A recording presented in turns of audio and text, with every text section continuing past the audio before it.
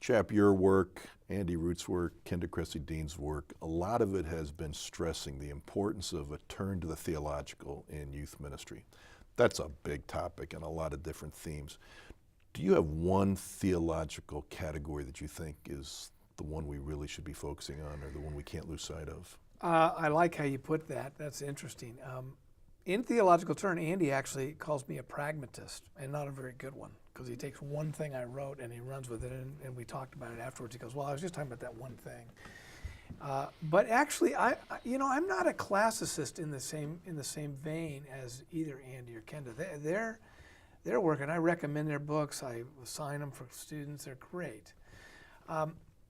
But theologically, from my training and background and how I work in our particular pools, is how do we think theologically, meaning what does it mean to respond to the call of God, the initiative of God, the perspective of God towards the young as they grow into adulthood and become members of our community?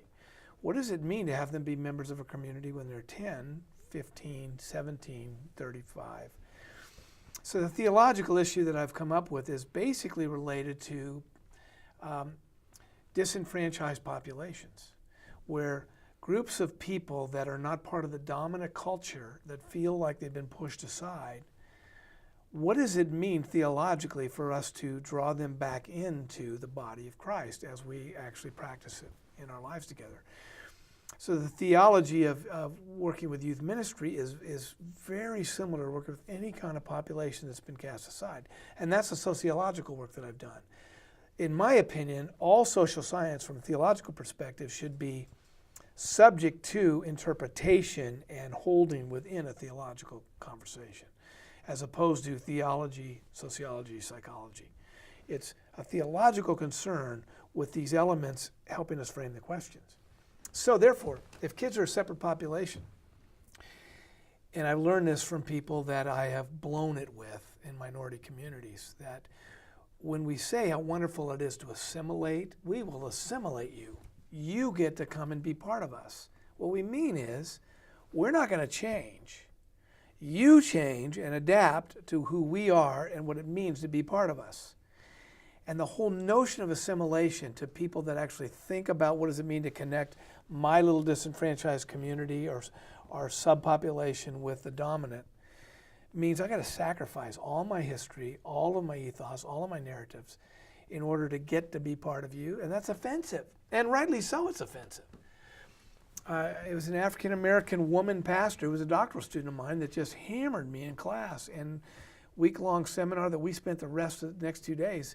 What does it mean to have an African-American community of believers and a Latino community of believers, third generation or Latino first generation, Asian Americans, immigrants, dominant white people like me, be the body of Christ? It means that the dominant has to let go of some of our practices and some of the ways we do our life together in order to actually connect to other people and celebrate their own uniqueness as a people.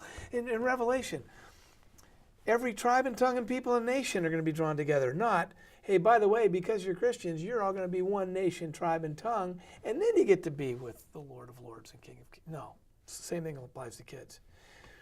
So the theological concept, bottom line, is this thing called adoption.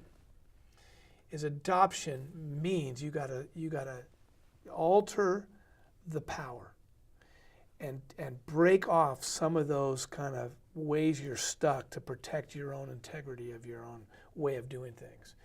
And therefore, adopting kids into the community is not assimilate them. Assimilating kids into the adult community is saying, you better like the church the way we do it. And the ones that do, they're few and far between.